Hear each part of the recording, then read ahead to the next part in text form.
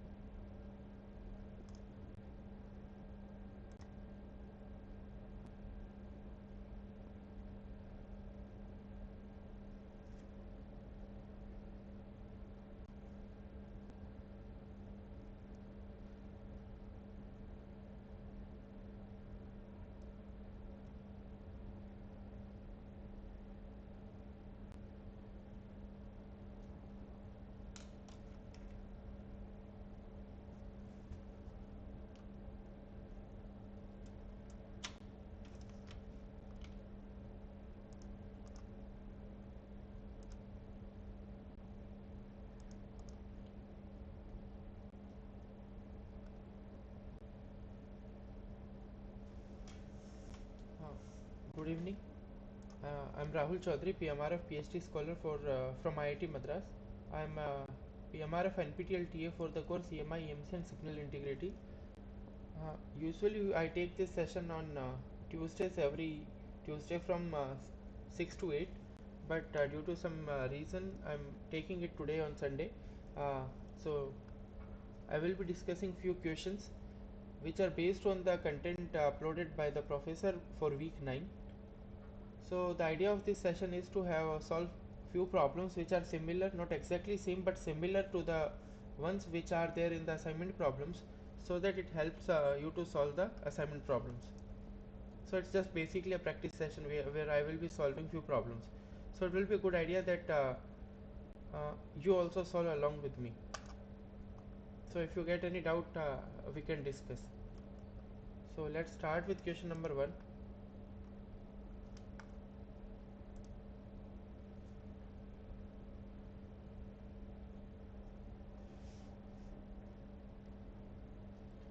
So question number 1 is, so data is common for question number 1 and 2. For the ribbon cable shown in figure 1, the total mutual inductance and total mutual capacitance are Lm and Cm given as 1 microhenry, and mutual capacitance is given as 100 picofarad respectively. Now assume that Rs is equals to RL, which is equal to 4 times of Rne, means resistance at the near end, and 4 times of Rfe, where Rfe is the resistance at the far end. All these 4 resistances which are given in the circuit diagram in figure 1 are, we have to take them as R. The value of R for which the sorry, the value of R for which the contributions due to capacitive loading is exactly equal to the inductive loading is. So I hope the question is clear. In this problem, a ribbon cable is given which is shown in figure 1, and their total mutual inductance and mutual capacitances are given. and their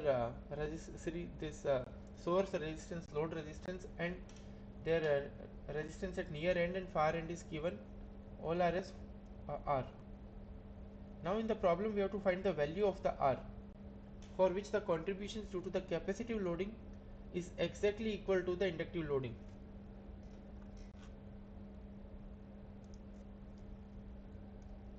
So let's start with the solution for this.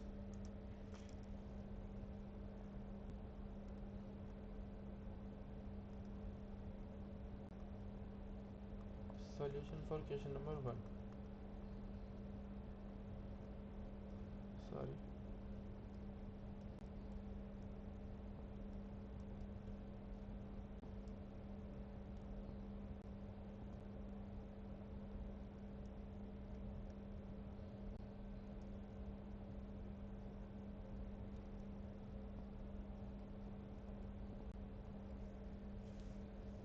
So we know that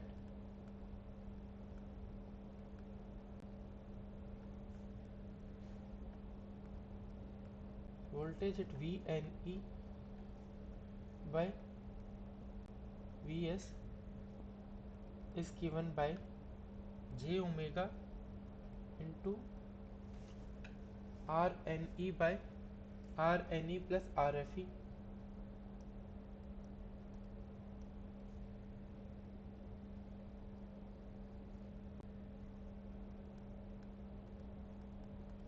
plus Rfe times Lm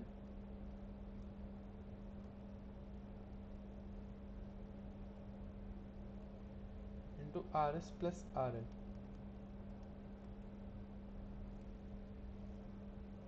plus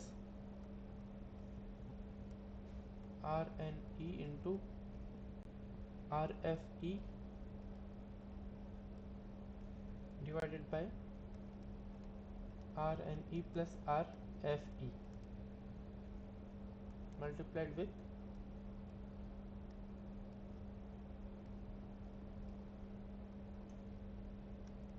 RL into Cm.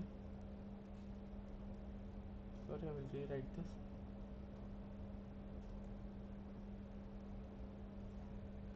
RL into Cm divided by Rs plus RL.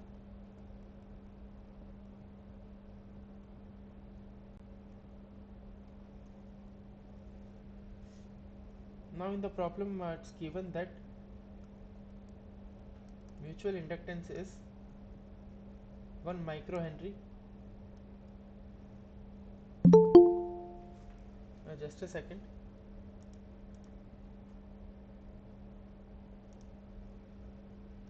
So we were discussing question number 1. The data is common for question number 1 and 2.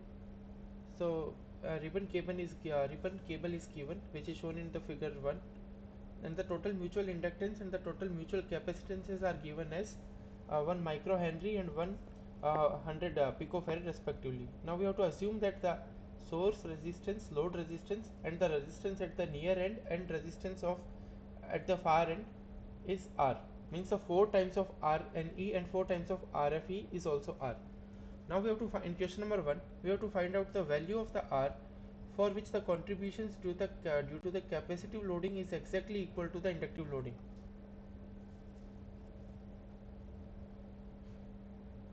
So I hope the question is clear. Now we know that the ratio of Vne by Vs is given as j omega times of Rne divided by Rne plus Rf and into Lm by Rs plus Rl plus Rne into Rfe divided by Rne plus Rne times Lm by Cm into Rs plus Rl. And in the problem, mutual inductance is given as 1 microhenry.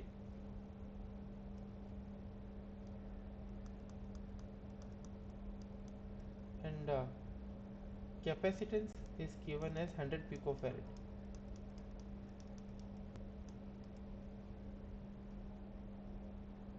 And all this Rs, Rl and 4 times of Rne and 4 times of Rfe all are given as R.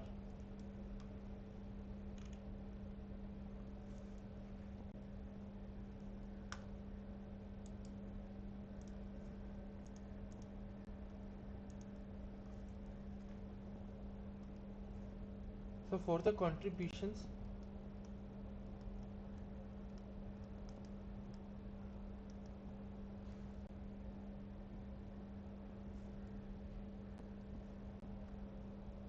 due to capacitive loading to be exactly equivalent to the inductive loading, that's what question is asking, and then for this condition to meet, what the R value should be.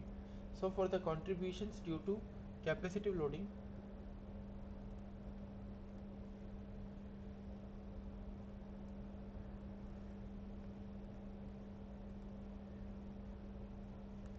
to be exactly equal to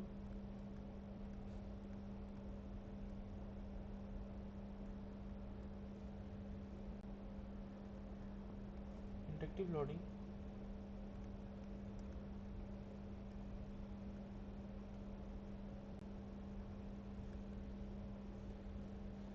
so R N E divided by R N E plus R F E into L M by R S plus R L, and this should be equal to the contribution due to the inductive loading, sorry, the capacitive loading, which is R N E into R F E divided by R N E plus R F E multiplied with RL by RL into CM divided by RS plus RL. And in the problem we already know that all these resistances are given as R, that is RS is equals to RL 4 times of RFE is equals to 4 times of R near end. All are as given as capital R. Therefore we can just replace all these RNEs and RF and RS and RL with R.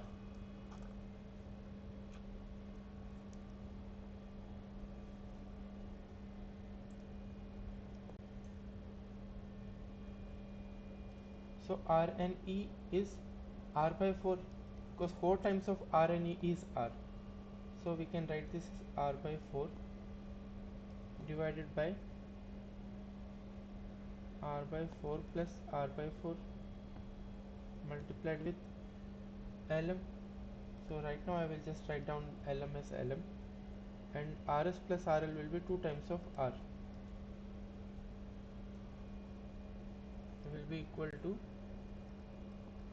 RNE by becomes R by 4, and RFE also becomes R by 4 divided by R by 4 plus R by 4 multiplied with RL into CM. So RL I will replace with R, and CM I will let it be as it, and RS plus RL will be again 2R.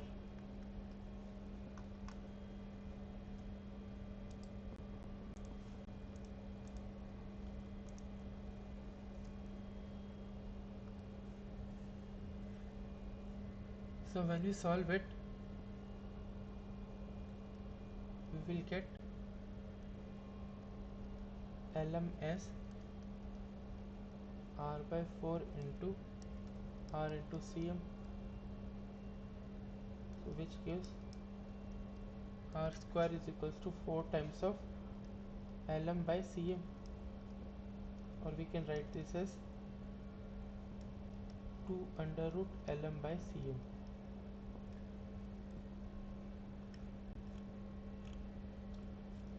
We have the values for LM and CM, but in the problem options are given as the ratio of LM by CM. So instead of replacing the value with the values, I am just keeping it as it is and matched with the given option. The correct option is option D. So if we match it with the options, correct option is option D, 2 times of LM by CM.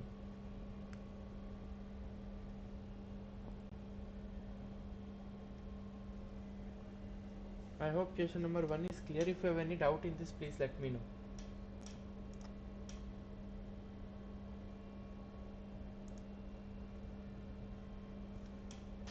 Okay, sir. Okay, if it it is fine, then we will move on to question number 2. So for question number 2 also we have the same ribbon cable given in question number 1. Now in the question number 2 we have to find the total mutual capacitance.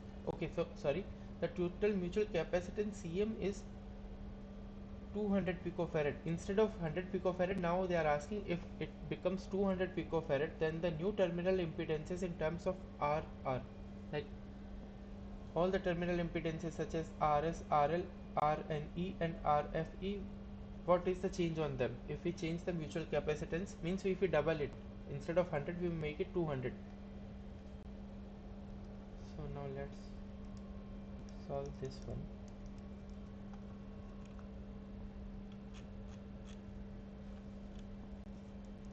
Since in the last solution we get a relationship between Lm and Cm and R. Here in the problem, in the second problem, Cm is mutual capacitance is becoming double, and they are asking what will the change on this capital R in terms of R. So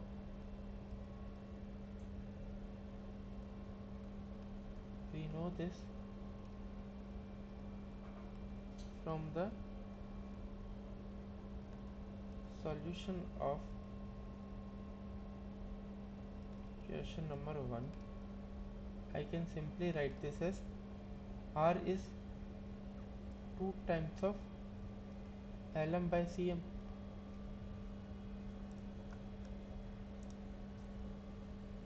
and it's given in the problem that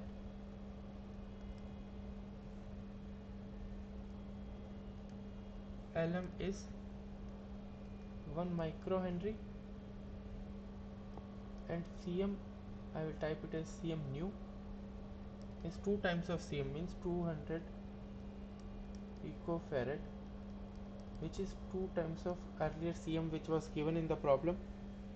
Now therefore R nu will become, or R prime,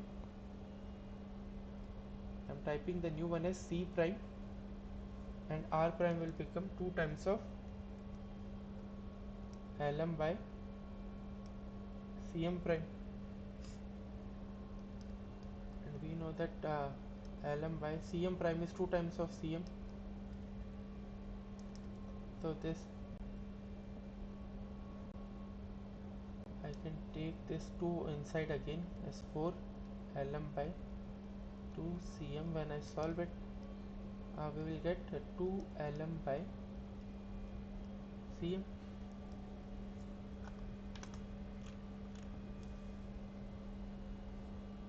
So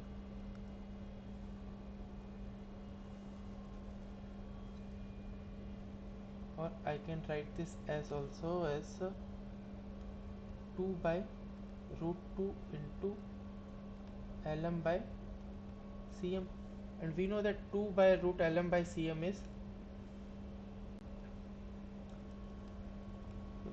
this quantity was our R, so it will become R by root 2. So R nu or R prime, in the case when mutual capacitance is increased by 2 times, the terminal voltage, the terminal resistances or impedances will become R by root 2.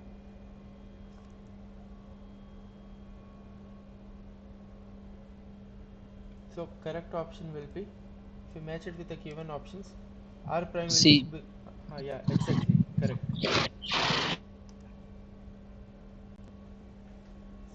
Okay, so I think this is clear. We will move on to question number 3.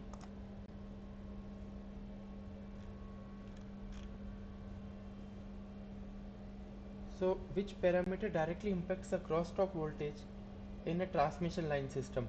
Three parameters are given: mutual capacitance, mutual inductance and terminal resistances. So if we see from the first question itself, when we have seen this, so these are the voltages and these are the quantities which are impacting parameters. So mutual capacitance is there, which is Cm, mutual inductance is there, Lm, and all the terminal impedances are also there, which means Mutual capacitance also impacts the crosstalk voltage. Mutual inductance also, and the terminal resistances also has an impact in the crosstalk voltage in a transmission line system. So the correct option will be D. option D. D. Yes, correct. Option D.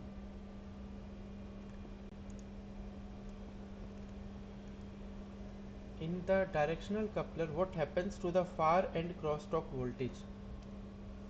It is four options are given. It is maximum for all frequencies. It is zero for just a second.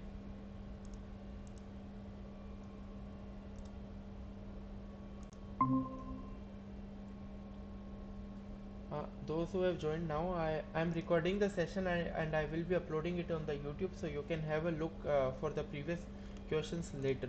Now we are discussing question number 4.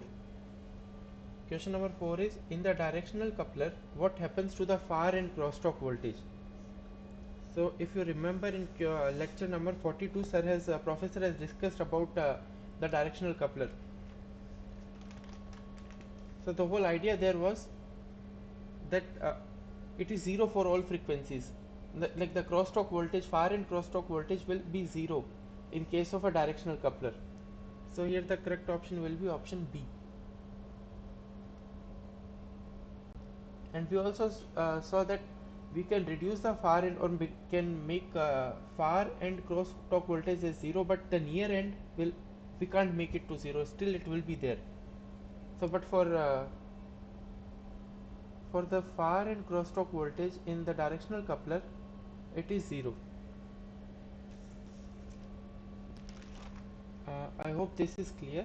If you have any doubt in this, a better understanding can be taken from the lecture 42. It has been discussed there. Like I can't even give much better explanation than professor did. So, like, if you have any doubt, I will request you to go through the lecture 42. There he has explained it. So otherwise, I have to just again go through the whole derivation. For to avoiding that, I am just referring you to please go through lecture 42. So now we will move on to question number 5. So data is same ribbon cable which was shown in the figure 1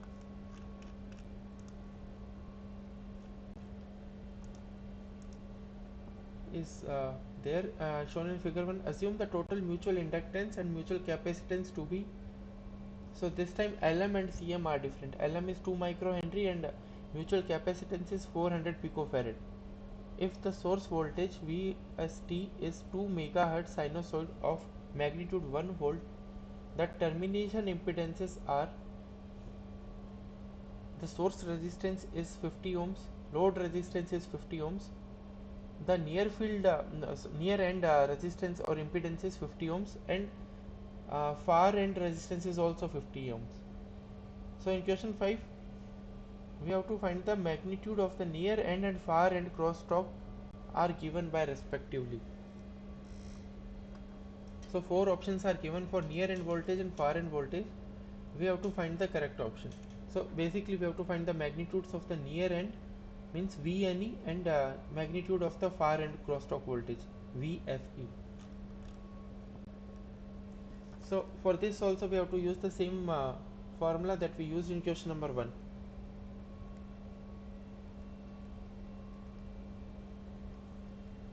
Which is given by, we know that the ratio of VNE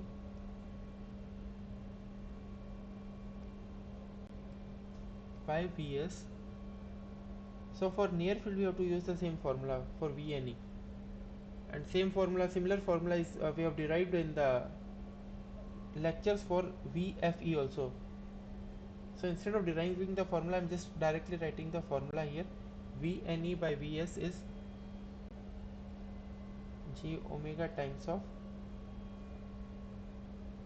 near end resistance divided by RNE plus RFA is the far end resistance, which both are 50 ohms, multiplied with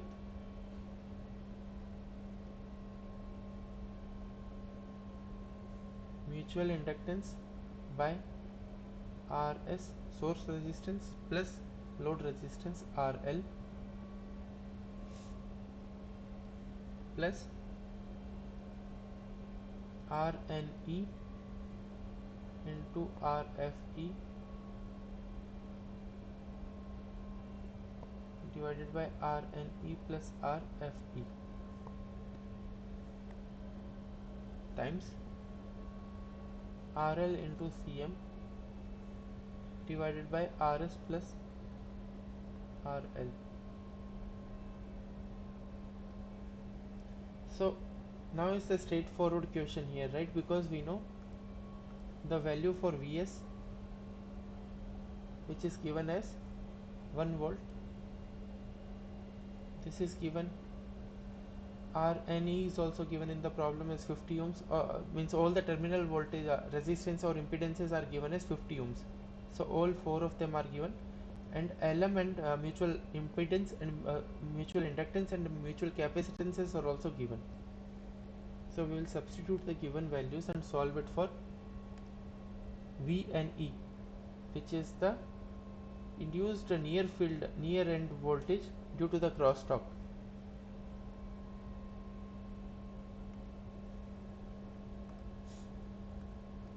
So V and E is given by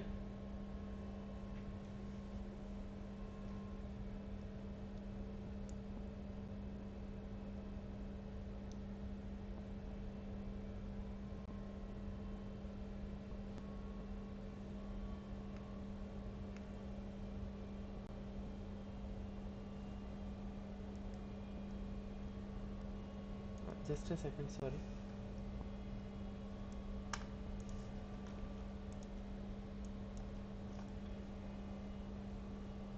So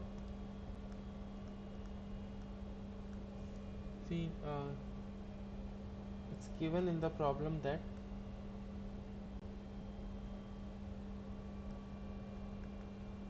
I will just write down the given values. The magnitude of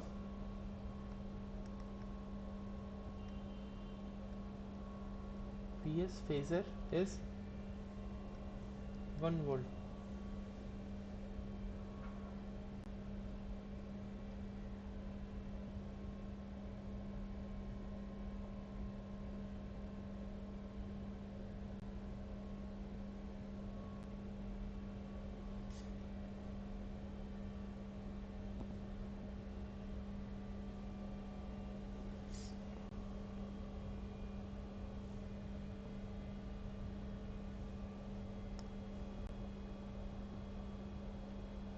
Vs of t is 2 megahertz sinusoid of magnitude 1 volt. It's the phasor voltage.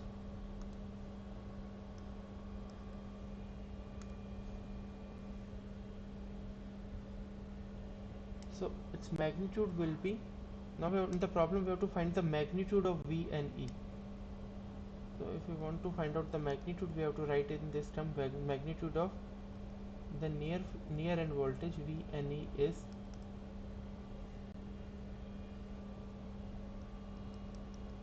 2 pi into 2 into 10 to the power 6,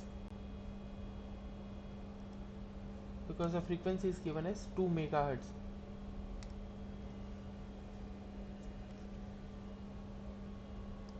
Into, because it's here j omega is there, right?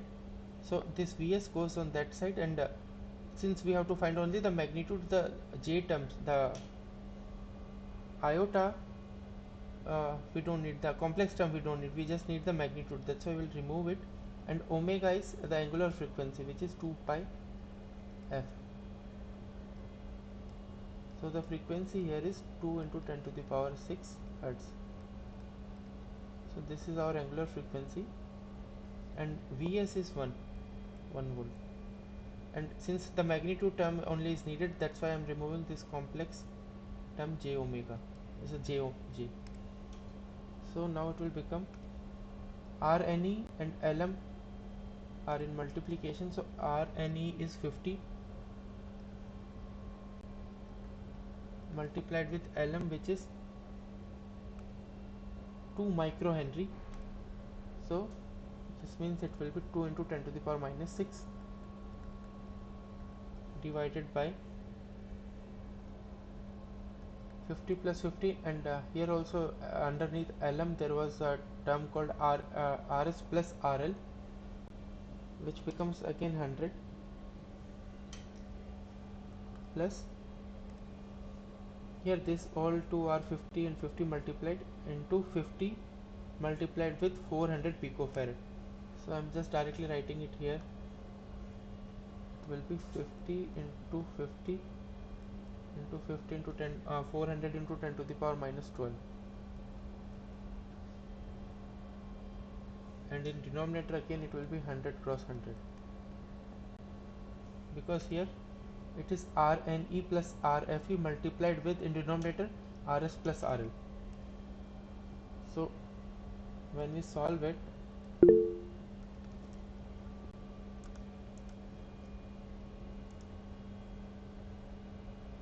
square real and imaginary part and under for the magnitude. This is not needed, right? Like we just need the magnitude here, because here only the real part is 0, only the imaginary part is there, and the image still that we can just remove the omega here, then it will be the, in the phasor terms we are seeing. So the phasor voltage here will be the magnitude of this complex part, and the magnitude will be simply solving this. We just remove the J part. I hope this makes sense.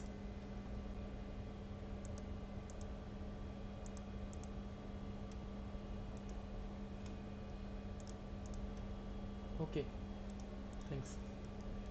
So when we solve it,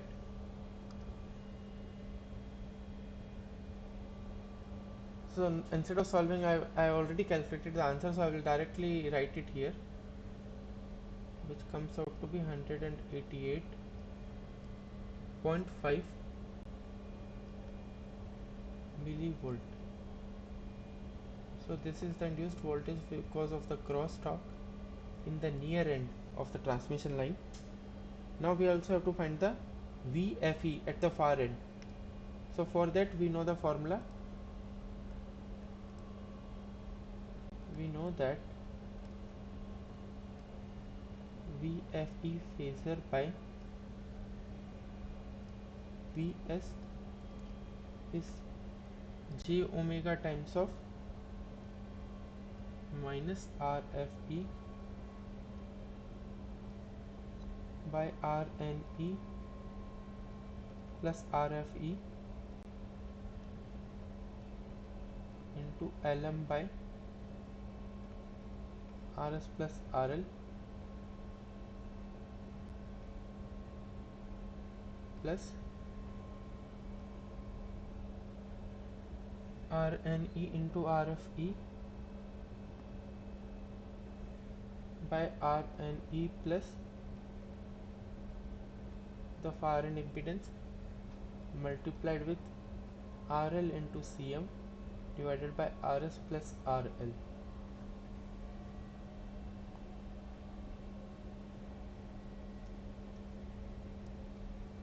So again we have to just find out the magnitude of the voltage induced at the far end due to the crosstalk, so which is given by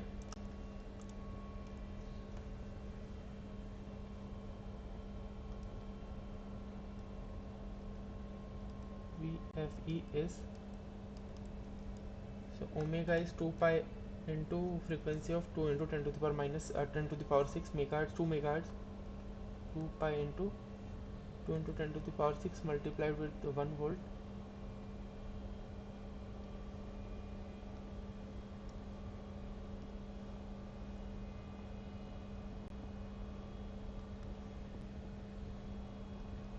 multiplied with minus RFE. So RFE is 50, means all the terminal resistances are given as 50 ohms. So 50 into Lm, which is 2 microhenry, again divided by 100 into 100 plus 50 cross 50 cross 50 into 400 into 10 to the power minus 12, because the mutual capacitance was 400 picofarad, 10 to the power minus 12 divided by 100 cross 100. So when we solve it, we will get 62.8 millivolt.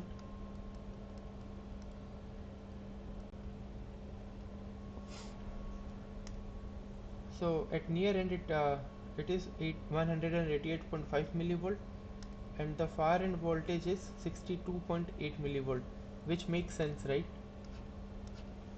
So if we match it with the given options, the correct option comes out to be 188.5 and 62.8. So correct option is A. Okay, sir. I hope this is clear. If you have any doubt, please let me know. So it's just basically, and most of the problems, if you see for this week's assignment, right, you will be using this formula for near field and far end magnitudes. Now we will move on to question number 6, which also has the same ribbon cable shown in figure 1 and same data which was there for question number 5. Now in question number 6, we have to find the near end and far end inductive and capacitive coupling coefficients. So in the lectures, if you have seen that professor has derived these values, uh, which are the inductive near end and far end inductive and capacitive coupling coefficients M inductive Ne and M capacitive means CAP M CAP Ne and M CAP Fe. So I'm just directly we can use the direct formula here. So M inductive near end is given by Rne divided by Rne plus Rfe times Lm by Rs plus Rl.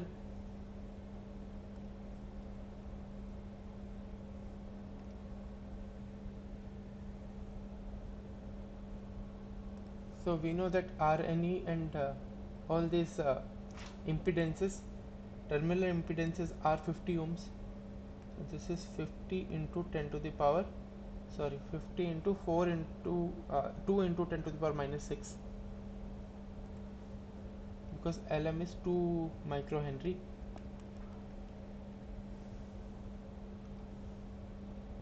So Lm is 2 into 10 to the power minus 6 divided by 100 into 100.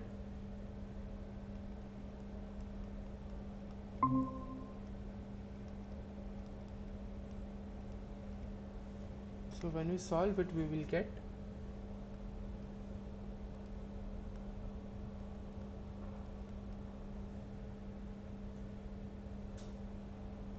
near end is 1 into 10 to the power minus 8, and similarly we can solve it for the far end,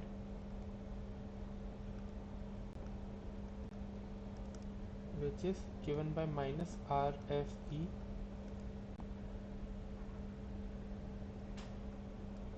divided by Rne plus Rfe into Lm by Rs plus Rl. So here also same thing, only negative sign will be there because all these terminal impedances are 50 ohms. So it doesn't matter if it is Rfe or Rne. So the solution will be same for this question because here all are same. So the final answer will be 1 into 10 to the power minus 8 minus 1 into 10 to the power minus 8. And the coefficient for active coupling coefficient for far end and near end are given by, they will be same, right? There won't be a sign difference and RFE. So it is given by RNE capacitive, near end and far end are same for the capacitive coefficient. Both are given by RNE into RFE into RL by Cm divided by RNE into RFE multiplied with RS plus RL. So now we can solve it all. This impedances are 50 ohms and Cm is given as 400 picofarads. So when we solve it, we will get 50 into 50 into 50 multiplied with 400 picofarad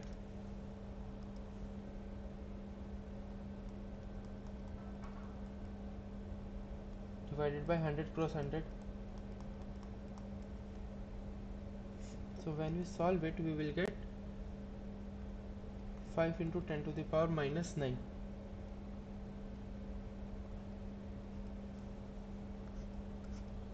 Now if we match it with the given options, so now we have find out all the 4 coefficients.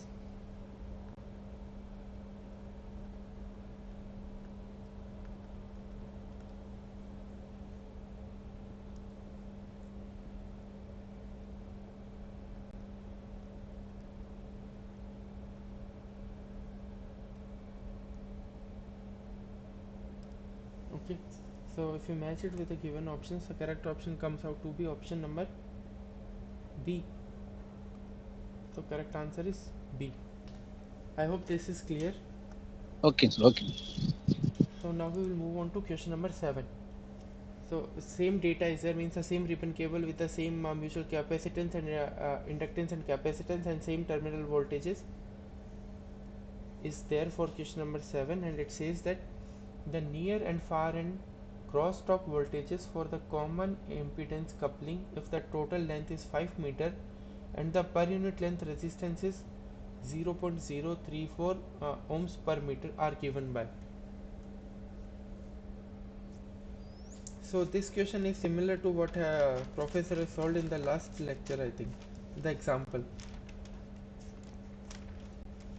So like where we have solved, our professor has solved a question where a 3-wire transmission line was given and this radius, diameter, the distance between them and the length was given. Now we have to find here the voltage induced for near end and far end crosstalk voltages for the common impedance coupling if the total length is 5 meters. I hope the question is clear. So here the R naught is given as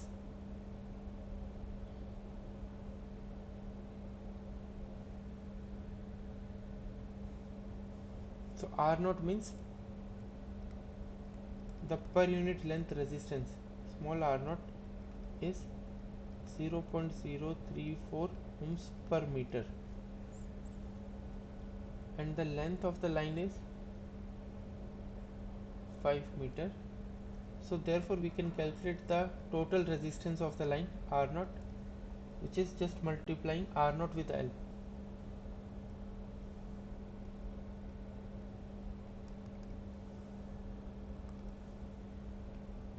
R naught times L, which is 0.034 into 5, comes out to be 0.17 ohms.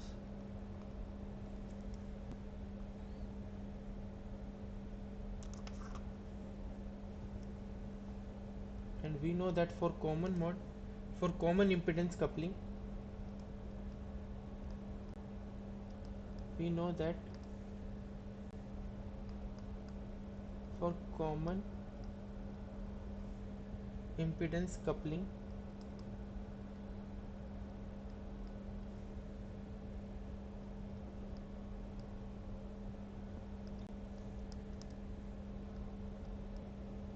voltage crosstalk voltage induced at the near end is, so for common impedance I am writing this as Ci, for the near end is Rne into R naught divided by Rne plus Rfe times Rs plus Rl.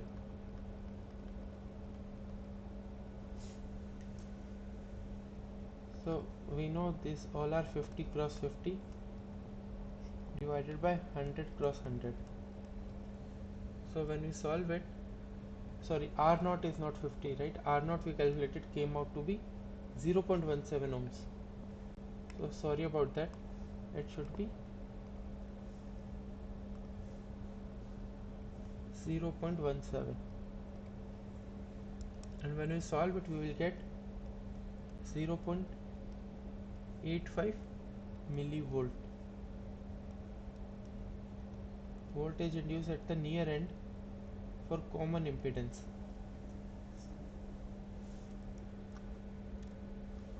And we also have to find out voltage induced at the far end also, VFE,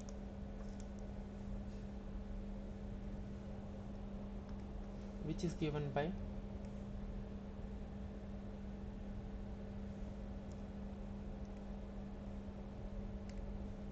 so in the formula we should have also written it as the source. Since it was 1 volt, I forgot to write it, but if it goes to the right hand side, it becomes still it is 1, so it will be 1 cross, so the final answer will be same.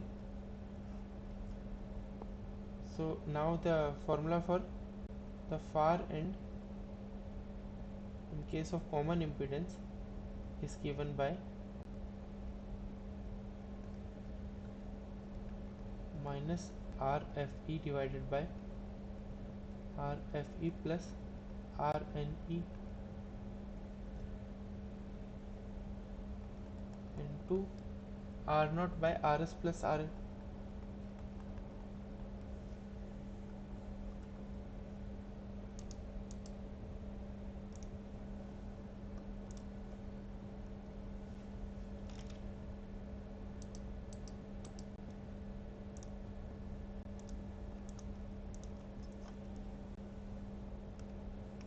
So it will be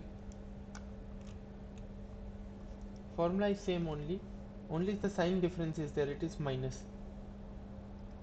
So VFE in case of common impedance is given by minus 50 into 0.17 divided by 100 cross 100. So when you solve it, same answer is minus 0. Only the sign difference, minus 0.85 millivolt. So the correct option will be option number C. I hope question 7 is clear. Now we will move on to question number 8. So here again the same ribbon cable which we have used in previous 3 questions 5, 6 and 7. Now in question number 8 we have to find the frequency where the common impedance coupling levels equal the inductive plus capacitive coupling level is given by. So now we have to find the frequency where the common impedance coupling level equals the inductive plus capacitive coupling level. So earlier this Vs was given as 2 megahertz, but now we have to find the frequency where this means VFE with Ci will become VFE in case of inductive plus the capacitive becomes equal. So I will write down this one. So the frequency, sorry,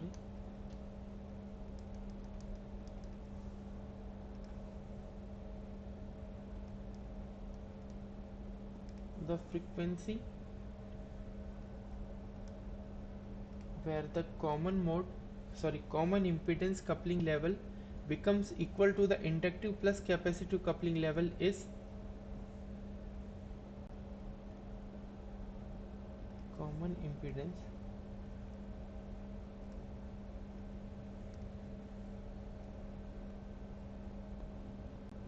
coupling level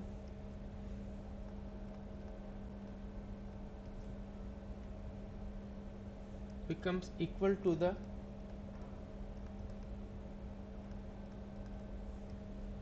inductive plus capacitive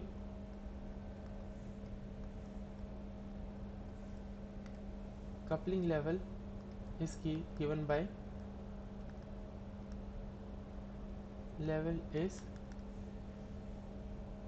FNE is equals to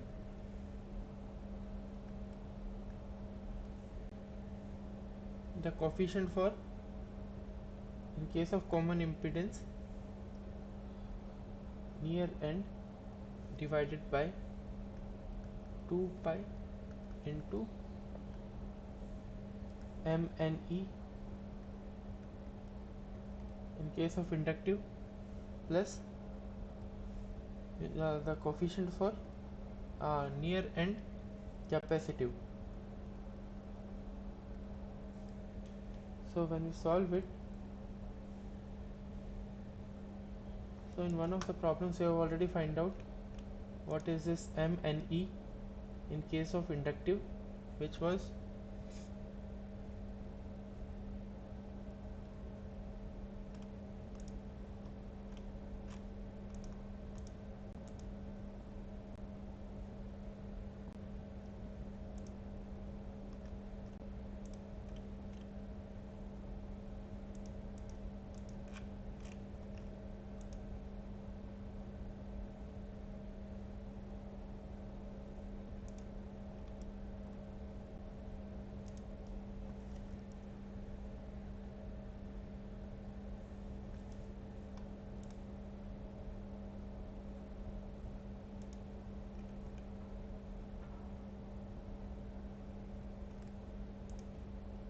so MNE in case of CI common impedance was 8.5 times of 8.5 into 10 to the power minus 4. 8.5 into 10 to the power minus 4. The coefficient for this one, near end, in case of CI is 8.5 into 10 to the power minus 4 divided by 2 pi into M inductive near end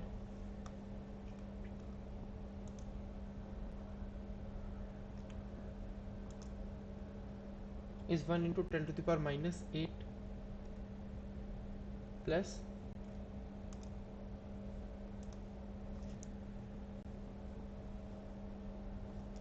and M capacitive in case of near end, it was 5 into 10 to the power minus 9. So I'm directly writing the sum of both, comes out to be 1.5 into 10 to the power minus 8,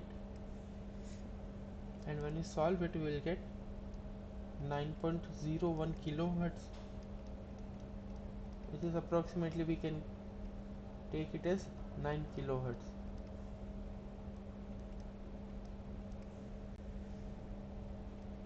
And we also have to find the frequency where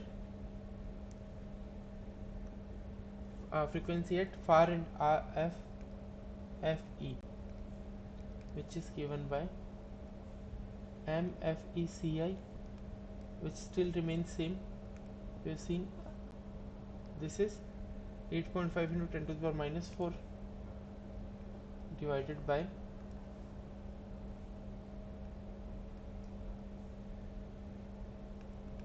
2 pi into same thing. So I know these formulas can be confusing, but if you solve few problems, then it will become easier to remember them, because I understand it will be difficult to derive all the formulas there during the exam. But if you solve few problems, questions are going to be based on the same formulas. They are not going to be drastically different in the exam also. They should be similar. So one good idea will be to solve all the assignment problems. If you see, this week's assignment problems are also pretty similar, not same, but uh, they are similar. only the numerical values are different in few of the questions, so it's better to solve the assignment problems also. So it is M and E capacitive. So when we solve it, same thing. Sorry, this M and E and M and E. Okay, this should be FE, not near. Sorry, my mistake. Now we are dealing with the far end, not near end. FE. So when we see what are the values that we got.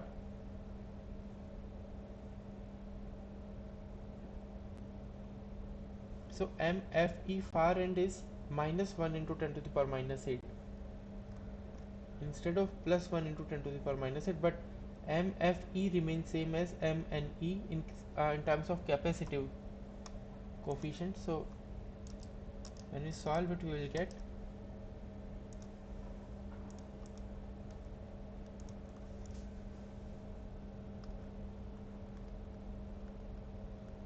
far end frequency comes out to be 8.5 into 10 to the power minus 4 divided by 2 pi into 5 into 10 to the power minus 9,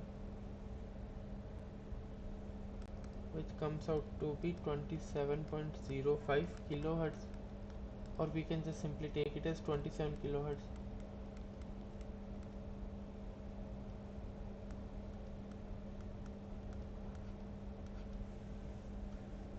Now if we match it with the given options, so the correct option is option number A, option A, where the frequency for the near end is 9 kilohertz and frequency at the far end is 27 kilohertz.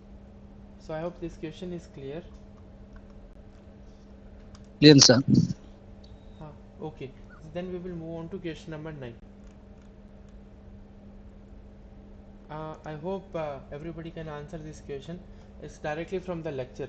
So the condition for near and crosstalk to be 0 is. So in lectures also professor has discussed that the near and crosstalk cannot be eliminated under any condition due to inherent electromagnetic coupling, which will always be there. We can't just make it 0. So the correct option for question number 9 is option B. Near and crosstalk cannot be eliminated under any condition due to inherent electromagnetic coupling.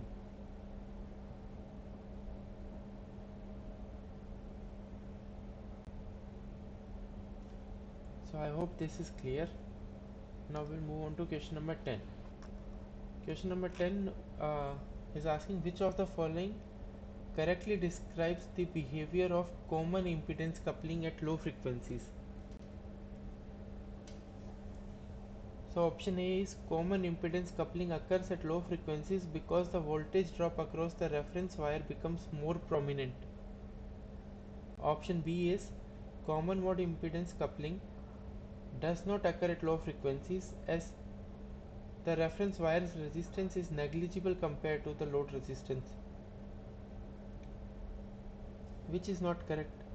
And option C, common impedance coupling occurs at high frequencies where inductive effects dominate over resistive effect. No, common impedance coupling is independent of frequency and does not depend on the voltage drop across the reference wire, which is also not true. We have seen it depends on the frequency and also depends on the voltage drop across the reference wire. So if we see, the correct option is option A, because for typical loads at low frequencies the resistance of the reference conductor is usually much smaller than the load resistances. So the majority of the generator wire current returns through the reference conductor, and this produces a voltage drop V0 across that capacitor, at that conductor. So this voltage drop is the main contributing factor for common impedance coupling. So the correct option is option A. Yes, sir. So this is all for today's session. I will not be able to take the session this coming week on Tuesday. That's why I'm taking a session today. So I will be traveling for a conference, so sorry about that. So today's session will be short. So that's all for today's session. We will meet in the next week, means Yes, sir. Thank you, sir. April. Yeah, thank you. Thank you. Thank you for joining. That's all for today's session. Thank you. If you have any doubt, you can email me also. I will reply. Okay, sir. Thank you. Thank you. Thank thank you all for joining. That's all.